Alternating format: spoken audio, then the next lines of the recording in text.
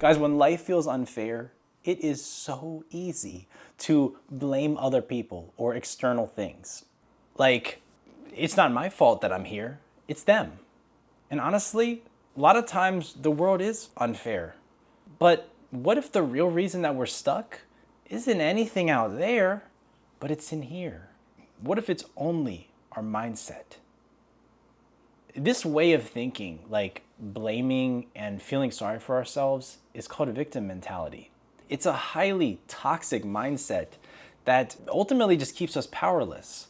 But there is good news, which is that once you see it, you can beat it. I firmly believe that victim thinking is mostly a mental habit that can be unlearned. So today I'll show you how to spot victim thinking, why it's so destructive, and about halfway through the video, we're gonna cover 4 very powerful techniques to break free from it. And this is based on a lot of research that I did. Let's take a look. What is victim thinking? It's basically self-pity. It's seeing yourself as unfortunate or hurt or oppressed. And you might be. There is some real crappy suffering and injustice in this world, and we should absolutely always be trying to support people that are suffering. However, if you see yourself in that way, like always as a victim, it tends to set you up for failure, I find. Victim mentality is very sneaky and sinister. I like to call it the devil's candy because it tastes real good going down, but is really bad for you. Okay, imagine it's like heroin. It feels amazing, will also destroy your life. It feels empowering. It's really false empowerment. Because in reality, it leaves you feeling hopeless in the end. And crucially, it prevents you from taking any actions that can actually help get you out of undesirable circumstances. Here's an example of how subtle victim thinking can be, okay? And this blew my mind. Imagine she says, "Oh, dating has always been so hard for me, Diane. Good guys are so rare these days." Do you see anything wrong with that at all? Because to me, I didn't see anything wrong with that. It sounds totally normal. But here's the thing, like if you slow down and think about that, that is technically victim thinking. Why? Because she's blaming the dating pool. And even if that is true, which I'm sure it is in Boston or whatever, but that mindset frees her from all responsibility. The message that underlies what she said is like, well, good guys are so hard to find. Why bother? Why should I even waste my time? Versus if she said, okay, good guys are hard to find, and I haven't really been putting myself out there. What follows that is, well, I need to get out there. I need to go join some communities or find some events or something. Ben Mallah is this huge real estate developer, and he grew up in poverty in Queens, New York, and like he had a sort of abusive mom. This is where I grew up, at 540 Beach 43rd Street, where mother used to beat the out of me every day. It was where the poorest of the poor lived. Druggies, and a lot of violence. If you walk down the street here at night, you will be subject to being attacked by people and getting robbed and probably murdered. When I was a little kid, I used to be around here and just dream of the day that I'd get the hell out of this slum. And I just knew one day I would get the hell out of here somehow, some way. He started buying and renovating and selling these small homes, and he kept, reinvesting the money and buying bigger and bigger and bigger properties. And now he only buys giant hotels and apartments and shopping centers.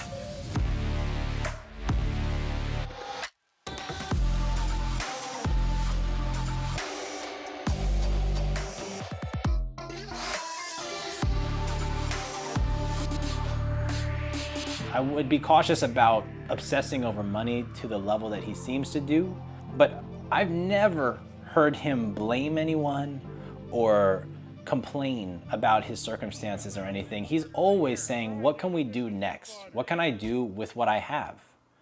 And we really need to adopt the same mindset consistently. Okay, I want to talk about how to fight back, because if we don't know how to overcome this, this entire video is going to be pointless. The first way is to reclaim your agency. And that starts with being brutally honest with ourselves and kind of taking radical ownership for where we're at. This is hard. Like, for example, like I can't control everything. I can't always control what happens to me. But what part of this was on me? Let's be real. And once you see that part, like the part that led you here, you'll naturally want to ask, all right, what can I now do to go forward? One of the biggest ways to reclaim agency is to start taking small actions towards a goal. Actions demonstrate to yourself that you have some agency and you start to feel more like someone who is in control. Taking action is so powerful. That's one real source of empowerment. There's few things more empowering than to actually start taking actions towards your goals. Now, what if you're taking action and it's not helping? Or you're just too lazy to take action? Well, I think this next point is going to help. This is called challenge the victim narrative. So Joyce Meyer is this really cool pastor who runs a huge multinational ministry. In her childhood, her dad was sexually abusive to her repeatedly. Her first husband was pretty terrible and cheated on her, and she was even ousted by her church and rejected by her friends. For years, she saw herself as the victim, right? Who could blame her? She's clearly a victimized person. But at some point, she chose to challenge that narrative. So she says, you gotta recognize that thought when it comes up, catch it, toss it out in the trash like it's not even yours. And see, it's a mistake to think that, well, I can't help what I think. Well, if you can't help it, nobody else is going to. Don't accept every thought as your own. Your thoughts are not you. This is an idea that I've found both in like mindfulness Buddhism and Christianity, where like you're not to always just endorse every thought. If you were like, at the grocery store and then someone put a can of beans in your cart, you'd see it and be like, wait a minute, I didn't pick this up. You put that back. The problem is that we don't have that mentality towards our own minds. We just accept everything that gets put into our cart. You'll learn to like identify it. And then when you hear it come up, it's like, wait a minute. No, bro, that's not the narrative. That's not the narrative. We're gonna pause and rethink that real quick. As you actively challenge it, it will start to lose its power over you. So far, we've talked about challenging victim thinking when it comes up and throwing it out. The real question is, what mentality should come in to replace it? And this tip is called reframe the narrative. Victim thinking is really a personal story problem. It's a false story that we tell ourselves about our own lives. And it has been shown that we can edit that story. So what's the right story? One answer is that the right story is one where your struggles have purpose, always. The Christian view says that God kind of allows us to go through trials and struggles in order to grow us and prepare us to handle something bigger. Joyce, she said that, if she hadn't been abused, she would never be capable of doing what she's doing now. And this is very true. So that suffering served a greater purpose in her life, namely, to help her help a lot of people. And we really need to think about our own struggles in the same way. I did some reading, and the Bible actually says, "Consider it pure joy, my brothers, whenever you face trials of many kinds, because you know that these trials produce perseverance." And the first time I heard this, I was like, pure joy? Seriously? My cat, she passed away suddenly last night, but pure joy, my brothers, pure joy. For real though, like we have to see our struggles as positive because there's no alternative. What's the only alternative? That our pain is meaningless? That's a path straight to the pit of despair.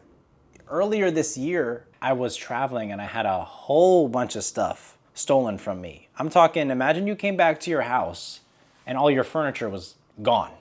That's the level of victimization that I experienced. Hold on a second, let me breathe. No, just kidding.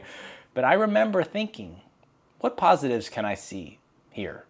And over time, I saw more and more. And now looking back on it, it was really a blessing in disguise because it put me on a totally new path that I wouldn't be on. And it's led to so many benefits and meeting so many great people down the line. The narrative that we tell ourselves really matters. It really matters. Our beliefs about ourselves or our identity shapes our actions. I actually call it identity begets action, IBA. You know, if you see yourself as powerless or oppressed or unfortunate, you'll act like it. But if you believe like I'm growing through this, there's a purpose to the struggle I'm going through right now, your life will start to shift for the better. It's true. And the last and most powerful weapon against victim thinking is gratitude. Gratitude is extremely important and super transformative. And I used to think being thankful is something that we do maybe on Thanksgiving, which is an American holiday where we kind of eat dinner and it's supposed to give thanks. But no, gratitude is actually a daily practice. It's a state that we need to continually be in every day. When you're grateful for the things around you, you can't also be worried about what you don't have. When you're grateful, you cannot be feeling like a victim. They are mentally incompatible. Being grateful is about noticing what's already good. You need to be thankful all the time. Gratitude is like food. You need to have that every day. To summarize, victim mentality feels very soothing, but will mess you up. We can fight it though. We can fight it by taking ownership, taking responsibility, and taking some small actions. The actions are super empowering. Catching the victim and blaming thoughts and rejecting them. Rewriting our personal narrative, seeing the positive in our struggle, and seeing the purpose in all suffering. And fourth, practice gratitude. Be aware of the things around you that are blessings that we have to be thankful for every day. All of these things are better than being stuck in victim thinking, and they will keep us moving forward. The mindset is everything. You have way more power than you realize. If you made it this far, you deserve an award because this was an extremely triggering and sensitive topic. Thank you so much for sticking around. I really would like to hear any comments about this. Love and peace be with you all. See ya. Bye.